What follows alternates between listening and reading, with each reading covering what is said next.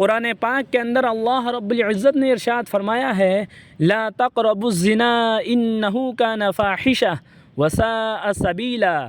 قرآن پاک کی اس آیت کریمہ کے اندر اللہ رب العزت نے اپنے بندوں کو زناکاری سے اور بدکاری سے منع کیا ہے، اور فرمایا زناکاری اور بدکاری تو بہت دور کی بات ہے، تمہیں زناکاری کے قریب بھی نہیں جانا ہے۔ قرآن پاک کے اندر اللہ رب العزت نے ان تمام چیزوں کو کنٹرول میں رکھنے کا حکم دیا ہے جس سے انسان زناکاری کے قریب پہنچ جاتا ہے۔ فرمایا قل للمؤمنین یغضوا من ابصارہم، ایمان والے بندوں سے آپ کہہ دیجئے کہ وہ اپنی نگاہوں کو نیچا رکھیں۔ وقل للمؤمنات یغضضن من ابصارہن، اور ایمان والی بندیوں سے بھی آپ کہہ دیجئے کہ وہ بھی اپنی نگاہوں کو نیچا رکھیں۔ حدیث پاک کے اندر آتا ہے اللہ کے نبی علیہ الصلاۃ والسلام نے ارشاد فرمایا جس معاشرے کے اندر، جس سماج کے اندر زناکاری عام ہو جائے گی، اللہ رب العزت ایسے معاشرے کو قحط سالی کے اندر مبتلا کر دے گی۔ جب بندہ زنا کرتا رہتا ہے، بڑھاپے کی عمر تک پہنچ جاتا ہے، نبی پاک صلی اللہ علیہ وسلم نے ارشاد فرمایا بوڑھا زانی اللہ کے دربار میں جب حاضر ہوگا تو اللہ رب العزت اس کی طرف نظر رحمت نہیں فرمائیں گے، رحمت کی نگاہوں سے اس کو نہیں دیکھیں گے۔ اس لیے نبی پاک صلی اللہ علیہ وسلم نے تاکہ سماج میں زناکاری اور بدکاری ختم ہو جائے، نکاح کرنے کی ترغیب دی ہے۔ فرمایا یا معاشر الشباب من استطاع منکم الباءۃ فلیتزوج، اے نوجوانوں کی جماعت، تم میں سے جو نکاح کرنے کی طاقت رکھتا ہے اسے چاہیے کہ نکاح کر لے۔ نکاح کی وجہ سے اس کی نگاہ بھی کنٹرول میں رہے گی اور اس کی شرمگاہ کی بھی حفاظت ہوگی۔ زناکاری سے، بدکاری سے ہم کیسے بچ سکتے ہیں؟ کیا اس کے لیے کوئی وظیفہ ہے، کوئی عمل ہے جس کے ذریعے سے ہم زناکاری اور بدکاری سے بچ جائیں؟ تو زناکاری اور بدکاری سے بچنے کے لیے کوئی وظیفہ نہیں ہے، بلکہ سوچ بدلنے کی ضرورت ہے، فکر لینے کی ضرورت ہے۔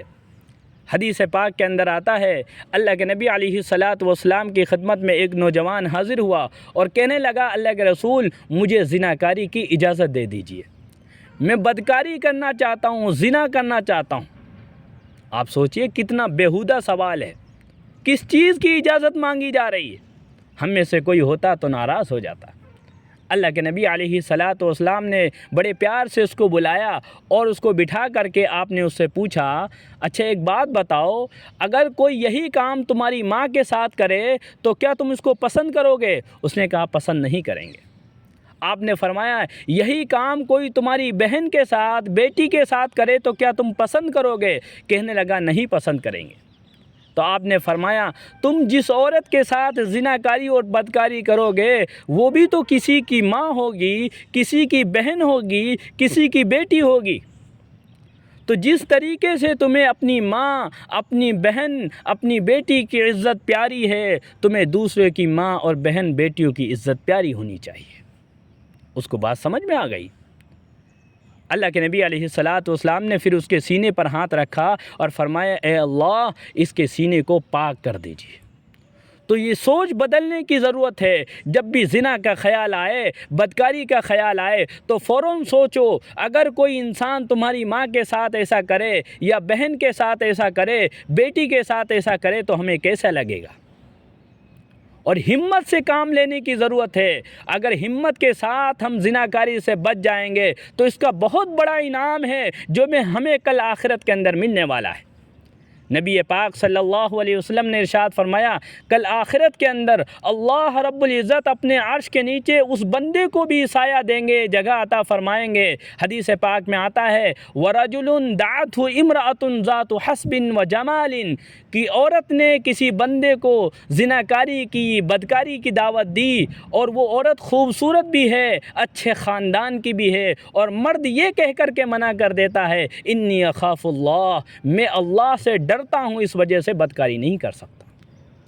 تو سوچ بدلنے کی ضرورت ہے، ہمت کرنے کی ضرورت ہے، اور اللہ تعالیٰ سے دعا بھی کرتے رہیں اللہ تعالیٰ اس لعنتی گناہ سے ہم سب کی حفاظت فرمائے۔